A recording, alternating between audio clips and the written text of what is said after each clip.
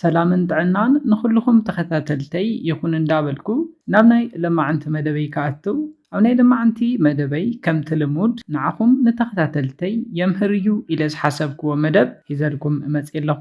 ናይ ለማዓንቲ መደበይ ዘልዕሎ ኣዕጋባይ ፆታዊ ርክብ ብኸመይ እዩ ዝፍፀም ዝብል ሓሳብ ኢና ንርኢ። ፆታዊ ርክብ ከመይ ከም ዝፍፀም ንፈልጥ ኢና ክትብሉ ትኽእሉ ኢኹም። ኮይኑ ግና እዘን ቀፂለ ዝሕብረልኩም ስቴፕ ዘይትጥቀሙለን እንተኮይንኩም ካብዚ መደብ እዚ ትምህርቲ ውሰዱ። እዘን ቀፂለ ዝሕብረልኩም ስቴፕ እንተዘይተጠቒምኩምለን ኣብ እዋን ፆታዊ ርክብኩም ኣብዝሓ ደቂ ኣንስትዮ ናይ ብልዕቲ ምድራቕ ከጋጥመን ስለ ዝኽእል ኣዕጋባይ ፆታዊ ርክብ ክትፍፅሙ ኣይትኽእሉን። ከምኡ እውን ኣብ እዋን ፆታዊ ርክብኩም ቃንዛ ንኽስምዐን ክትገብራ ትኽእሉ ኢኹም።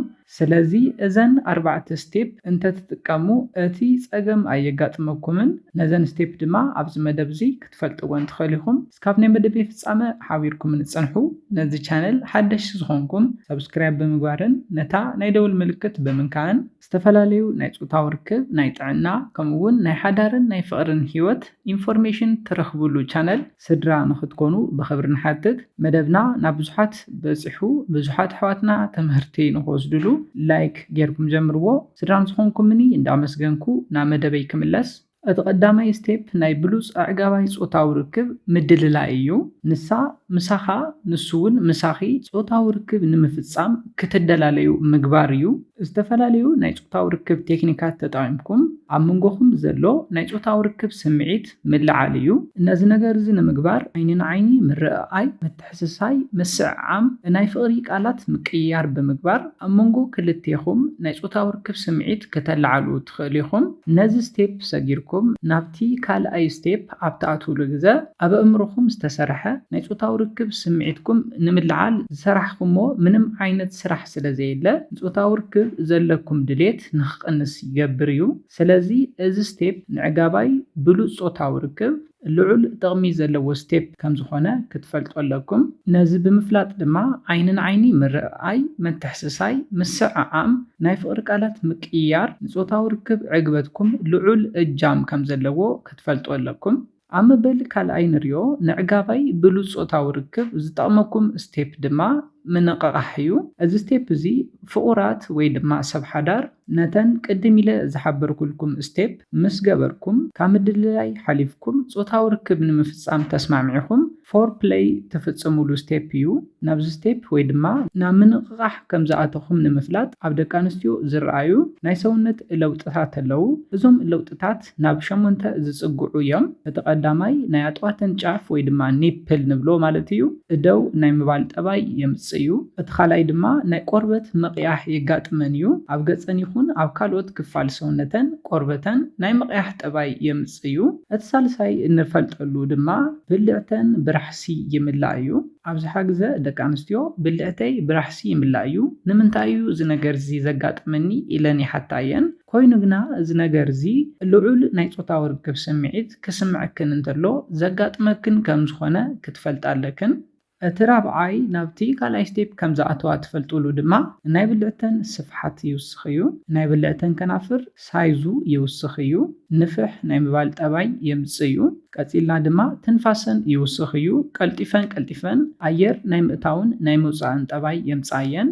ጉድብአን ይንፋሕ ወይ ድማ ደው ይብል። ከምኡ እውን ብደም ይምላእን እዩ። ሕርመት ልበን እውን ብኡ ልክዕ ይውስኽ እዩ። እዘን ምልክታት እንተሪኢኹም እታ ጓል ኣንስተይቲ ኣብ ናይ ምንቕቓሕ ስቴፕ ከም ዘላ ክትፈልጡ ትኽእሉ ኢኹም። ደቂ ተባዕትዮ እውን ኣብ ናይ ምንቕቓሕ ስቴፕ ክኣትው እንተለው ዘርእይዎ ጠባይ እውን ኣሎ። እቲ ቀዳማይ ናይ መትለኹም ሳይዝን ጥንካረን ይውስኽ እዩ። ደው ናይ ምባል ጠባይ የርኢ እዩ። ኣብ ትሕቲ መትሎ ዝርከቡ ክልተ እንቋቑሖ ድማ ናብ ላዕሊ ናይ ምምፃእ ጠባይ የምፅኡ እዮም። ሕርመት ልቢ ይውስኽ። ኣተነፋፍሳ ምልውዋጥ፣ ናይ ቆርበት ምቕያሕ ልክዕ ኣብተን ደቂ ኣንስትዮ ከም ዘጋጠመ ማይ ዝመስል ፈሳሲ እውን ኣብ ደቂ ተባዕትዮ እውን ምውፃእ ይጅምር እዩ። ጨዋዳታት ኮንትራክት ምግባር ይጅምሩ እዮም። እዘን ምልክታት ዘርእዩ ፍቑራት ወይ ድማ ሰብ ሓዳር ኣብ ናይ ምንቕቓሕ ሌቨል ከም ዝኣተኹም ክትፈልጡ ኣለኩም። ኣብ መበል ሳልሳይ ንሪኦ ንብሉፅ ፆታዊ ርክብ ዝጠቕመኩም ስቴፕ ድማ ዕግበት እዩ። ኣብዝሓ ግዜ ዕግበት ምስ ናይ መትሎ ደው ምባልን ናይ ጓል ኣንስተይቲ ሰውነት ኣክቲቭ ምዃንን ዝተተሓዘ ከም ዝኾነ ይሕበር እዩ። እዚ ኣብዝሓ ግዜ ደቂ ተባዕትዮን ደቂ ኣንስትዮን ማዕረ ዘይበፅሕዎ ስቴጅ እዩ። ክልቴኹም ማዕረ ኣብ ናይ ፆታዊ ርክብ ዕግበት ኣብ ትበፅሕሉ ግዜ ኣብ ሰውነትኩም ዝረኣዩ ናይ ሰውነት ለውጥታት ኣለዉ። ኣብ ደቂ ኣንስትዮ ብዘጋጥሙ ለውጥታት ክንጅምር እንተለና እቲ ቀዳማይ ቆርበተን ናይ ምቕያሕ ጠባይ እዩ። ቅድም ኢለ ከም ዝሓበርኩልኩም ናብ ስምዒት ክኣትዋ እንተለዋ ከም ዘርእዮ ቆርበተን ይቐይሕ እዩ። ኣብ ውሽጢ ብልዕተን ዝርከቡ ጭዋዳታት እውን ካብ 3 እስካብ 5 ግዜ ሕዝ ልቕቕ ናይ ምባል ጠባይ የርእዮም። ህርመት ልበን ብልዑል መጠን ይውስኽ እዩ። ጭዋዳታት ሰውነተን ይንፋሕ እዩ። ካብ 5 እስካብ 15 ሰከንድ ሰውነተን ተነፊሑ ናይ ምጽናሕ ጠባይ የምጽእ እዩ። ኣብ ደቂ ተባዕትዮ እውን ዝረኣይ ናይ ሰውነት ለውጥታት ኣለዉ። ካብ 5 እስካብ 15 ሰከንድ ሰውነቶም ናይ ምድካም ጠባይ የርእዩ። ህርመት ልብኹም ይውስኽ እዩ። ቆርበት እውን ልክዕ ከም ናይ ደቂ ኣንስትዮ ይቐይሕ እዩ። መትሎ ካብ 3 እስካብ 4 ግዜ ብተኸታታሊ እስካብ 40 ሴንቲሜትር ናይ ዘርኢ ፍረኹም ወይ ድማ ስፐርም ይሰድድ እዩ። እዞም ምልክታት ኣብ ክልቴኹም ትሪእሉ ስቴፕ ድማ ናይ ዕግበት ስቴፕ ወይ ድማ እቲ ሳልሳይ ስቴፕ እዩ። ኣብ መበል 4ን ናይ መወዳእታን ንሪኦ ንብሉፅ ዕጋባይ ፆታዊ ርክብ ዝጠቕመኩም ስቴፕ ድማ ድሕሪ ዕግበት ዘሎ ስቴፕ እዩ። ኣብዝሓ ግዜ ፍቑራትን ሰብ ሓዳርን ናብ ዕግበት ንምብፃሕ እስካብ 15 ደቂቕ ፆታዊ ርክብ ክፍፅሙ ይኽእሉ እዮም። ድሕሪ ናብ ዕግበት ምብፃሕኩም ድማ ዘጋጥምኩም ናይ ሰውነት ለውጥታት ኣለዉ። ኣብ ደቂ ተባዕትዮ ብዘጋጥም ለውጢ ክንጅምር መትለኹም ካብ ዝነበሮ ጥንካረ ብምውፃእ ቅድሚ ፆታዊ ርክብ ናብ ዝነበሮ ሳይዝ ይምለስ እዩ። እተን እንቋቑሖ ድማ ናብ ዝነበረኦ ቦታ ይምለሳ እየን። ኣብ ደቂ ኣንስትዮ ድማ ኣብ ናይ ኣጥዋትከን ጫፍ ዝነበረ ሕብጥን ንፍሕን ኢሉ ዝነበረ ኒፕል ንብሎ ናብ ዝነበሮ ቦታ ናይ ምምላስን ናይ ምዝሓልን ምልክት የርኢ እዩ። ጉድበኽን ንፍሕ ኢሉ ዝነበረ እውን ናብ ዝነበሮ ሳይዝ ይምለስ እዩ። ናይ ብልዕትኽን ከናፍር እውን ብተመሳሳሊ ናብ ቦትኡ ይምለስ እዩ። ስለዚ እቲ ራብዓይ ስቴፕ ንሪኦ ድማ ነዘን ምልክታት የርእየና እዩ። እነዚ ምስ ረኣና ምስ እዚ ተታሒዙ ካብ 10 እስካብ 15 ደቂቕ ፆታዊ ርክብ ምፍፃም ዝኣብዮም ደቂ ተባዕትዮ ከም ዘለው ዝፍለጥ እዩ።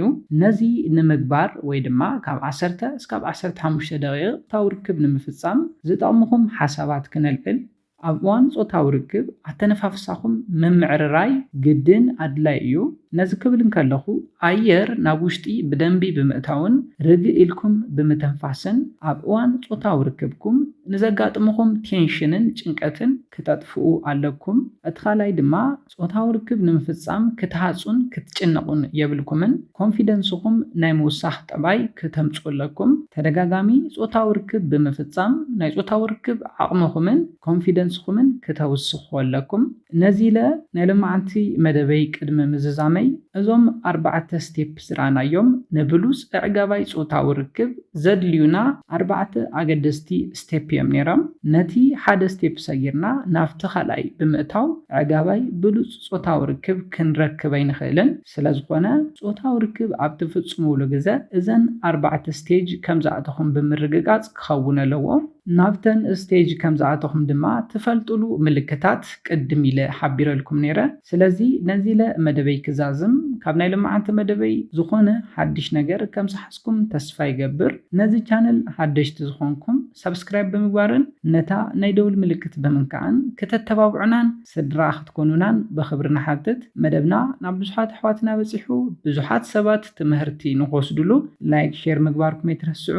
ሓሳብ ሪኢቶኹም ብኮሜንት ኣብፅሑና። ብኻሊእ መደብ ብኻሊእ ሓሳብ እስካብ ንራኸብ ሰላምን ጥዕናን ንኹላትና ይቀኒየለይ።